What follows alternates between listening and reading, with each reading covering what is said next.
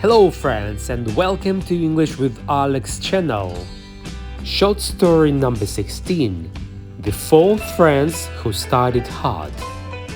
There was a group of four boys who loved to party. If given the choice, they would always pick partying over studying because they hated studying so much. A night before their test, they were out having fun once again and ended up missing it the next morning. They lied to the dean that their car had a flat tire, and because they didn't have a spare, they had to push it back in time. The dean listened carefully and told them they could give the exam later. Having gotten another chance, the boys studied happily and hard. They believed they had fooled the dean.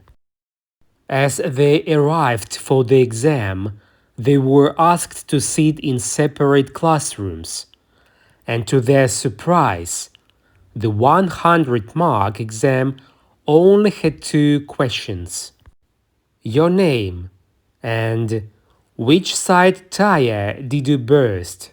The moral for these kids was that they are not the smartest.